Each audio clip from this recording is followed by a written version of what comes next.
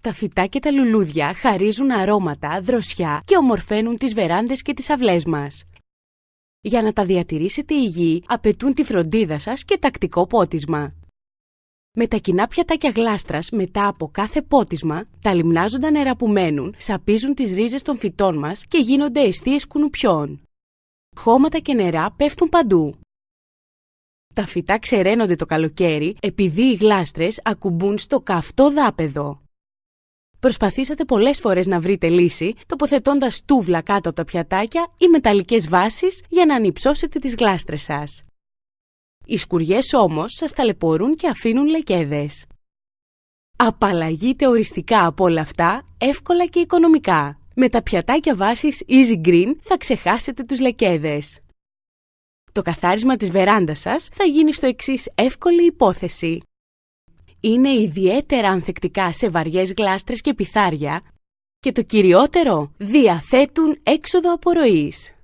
Εσείς που έχετε αυλή στην κατοικία ή το εξοχικό σας και οι γλάστρες σας είναι δίπλα στον κήπο, μπορείτε να χρησιμοποιήσετε τα πιατάκια βάσης Easy Green με τους σωλήνες απορροής τους. Αφήστε το νερό μετά το πότισμα να τρέχει χωρίς να σας λερώνει. Εξασφαλίστε έτσι πλήρη αποστράγγιση για υγιή φυτά και καθαρή αυλή. Τα πιατάκια βάσης Easy Green συνδέονται με το αυτόματο σύστημα ποτίσματος και απορροής περίσσιου νερού Easy Green.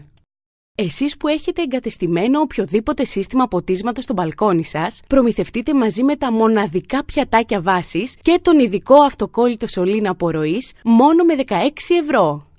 Συνδέστε απλά και έτσι το περίσσιο νερό θα καταλήγει απευθείας στο σιφόνι. Δεν χρειάζεται πια να πλένετε κάθε φορά το μπαλκόνι σας. Κάντε οικονομία στο νερό και κερδίστε χρόνο και χρήμα.